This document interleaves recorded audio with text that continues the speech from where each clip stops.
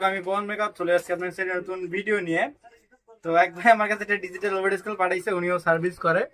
তো wait skeletal সমস্যা উনি বলছে যে এখানে একটা চার্জার পিন ছিল, এখানে একটা চার্জার পিন ছিল, কি করেছে সে চার্জার পিনটা আউট করে দিয়েছে। আউট করে দেওয়ার পর ট্রান্সফর্মার বসাইছে।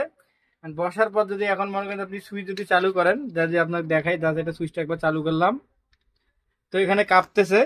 এখন যদি এটা লাইনে দেই, এই আপনার যে চার্জিং বাতি জ্বলছে। এখন যদি আবার আমরা সুইচটা দেই, তো দেখেন সবগুলো কিন্তু কাবাকাবি করতেছে, কোনো রকম রিয়েকশন নাই এবং চুলাটা আপনার ডিজিটাল ওয়েট স্কেলটা চালু হচ্ছে না। তো এগুলো সমস্যা কিসের জন্য হয়ে থাকে সেটা আজকে এই ভিডিওতে দেখাবো। তো আর কথা বাড়াবো না, চলুন আমাদের ভিডিওটা।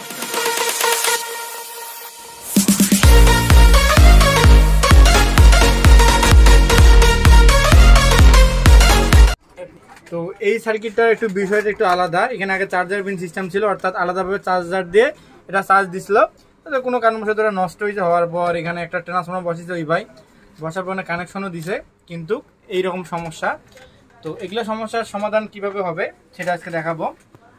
তো এই সার্কিটটাতে আমি একটা জিনিস লক্ষ্য করলাম যে জাস্ট একটি মাত্র ডায়োড দিছে, ডায়োড দিয়ে এখানে চার্জিংটা পার্টস করছে।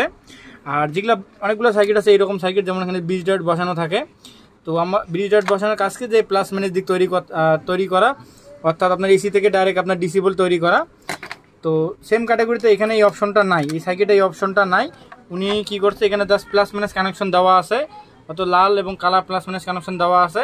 তো উনি এখানে কি করছে, জাস্ট ইনি ট্রান্সফর্মার যে লাইনটা আছে, ট্রান্সফর্মার যে আউটপুট যে এসিটা আছে, সেটা ইনি কোনো এখানে দিক দেয়নি, অর্থাৎ যে প্লাস মাইনাস দিকটা আছে এই তারটা এই দিকটা দেয়নি, কিন্তু এই তার কিন্তু মার্ক করা আছে, এখানে লাল মার্ক করা আছে, কালো মার্ক করা আছে, কিন্তু এইটার ক্ষেত্রে কোনো মার্ক করা নাই। তো আমরা কি করবো, আগে ট্রান্সফর্মারটাকে আমরা পিওর ডিসি করে নেব। তো এটা পিওর ডিসি করার জন্য আমাদের কিসের প্রয়োজন হবে, এরকম আপনার ডায়োডের প্রয়োজন হবে। তো যেহেতু এটা এম্পিয়ার কম, আমরা এই জন্য 4007 এখানে ডায়োড ব্যবহার করতেছি। তো ডায়োডের এটা প্লাস অংশ, এটা মাইনাস অংশ, দুইটা প্লাস অংশ আমরা আগে একত্র করব। তো দুইটা প্লাস অংশ আমরা একত্র করেছি, এবং এখানে যে ডায়োডের মাইনাস অংশ আছে, দুইটা মাইনাস অংশ আমরা একত্র করব।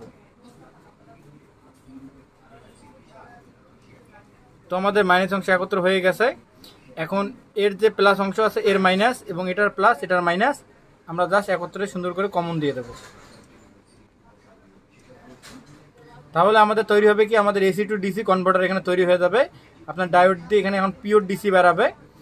তো এটা প্লাস অংশ, এটা মাইনাস অংশ, আর এটা হলো আপনার প্লাস মাইনাস যেটা আছে সেটা হলো এসি ইনপুট, অর্থাৎ আমাদের ট্রান্সফর্মারের সাদা কানেকশনটা আছে তারের, যেটা আউটপুট আপনার ডিসি কারেন্টটা, সেটা আমরা জাস্ট এই ডায়োডের এখানে দেবো একটা, এবং এই প্রান্তে দেবো একটা।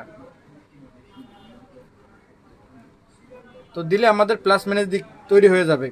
এখন আমরা কি করব, আমাদের এই সার্কিটে যে প্লাস অংশটা আছে,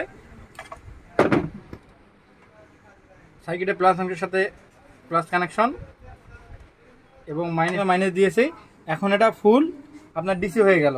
এখন একটা পিওর ডিসি করে নিয়েছি। এখন জাস্ট আমরা যদি আবার লাইনে দেই, তো এখন কিন্তু ইয়া বাতিটা জ্বলতেছে না, আপনার যে সিগন্যাল বাতিটা আছে এটা জ্বলতেছে না। তো জাস্ট আমরা একবার সুইচটা যদি অন করি, তো আমাদের এটা কিন্তু আর চালু হচ্ছে না। তো আমরা কি করবো, জাস্ট আমরা ব্যাটারি কানেকশনটা এখানে খুলে দেবো। এখানে ব্যাটারি কানেকশনটা দেওয়া আছে। অনেক সময় দেখা যায় যে ব্যাটারি শর্ট থাকে, সেক্ষেত্রে এগুলো চালু করতে পারে না। তো ব্যাটারি কানেকশনটা আলাদা করে দিলাম। আমরা এগিয়ে এখানে লাইনটা দিয়ে দেখবো। তো এখানে কোনো রকম কিন্তু রেসপন্স আসতেছে না, অর্থাৎ কোনো রকম যে সার্কিটটা চালু হবে সেটা কিন্তু হচ্ছে না। তো এখন যদি আমরা ভোল্টেজটা চেক করে দেখি, তো এখানে মিটারে আপনার 4.7 ভোল্ট দেখাচ্ছে, কিন্তু আপনার সার্কিটটা কোনো রকম কিন্তু চালু হচ্ছে না। যে সার্কিটের আমরা যদি সুইচিংটা শর্ট করি,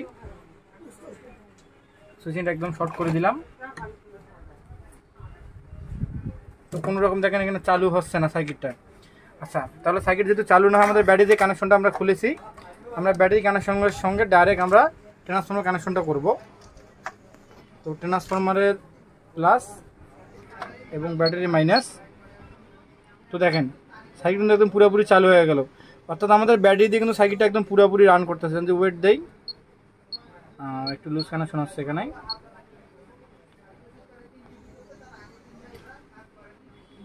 তো এখানে 4.90 ভোল্ট শো করছে। এখন যদি কাজ করি, তো এখন কিন্তু একুরেট কাজ করতেছে। তার মানে আমাদের এটা সমস্যা কি দেখাচ্ছে, যে আমাদের এসি ইনপুট যে লাইনটা আছে, অর্থাৎ আমাদের চার্জিং সেকশনে যে লাইনটা আছে, হয়তো এই লাইনটা এই সার্কিটের কোনো রকম ট্রাবল আছে কোনো জায়গায়। তো এইটার জন্য এই সার্কিটটা কিন্তু চার্জ নিতে পারছে না, আর চার্জ নিতে না পারার কারণে এই সার্কিটটা আপনার কাজ করতেছে না। তো আমরা এখন কি করব, আমরা মনে করি এটা আমাদের কানেকশন ছাড়া আমরা কিভাবে এটা চার্জিং সিস্টেম মডিফাই করব। সেটা এখন দেখাবো। তো আমাদের কিন্তু এখানে অলরেডি দুইটা কানেকশন বের হয়ে গেছে, একটি প্লাস একটু মাইনাস। তো এই কানেকশন দুইটা আমরা কি করব, আমাদের যেহেতু এটার সমস্যা আছে তারটা আমরা একটু কেটে নিই। তো আমরা এখানে দুইটা এক্সট্রা তার ব্যবহার করেছি।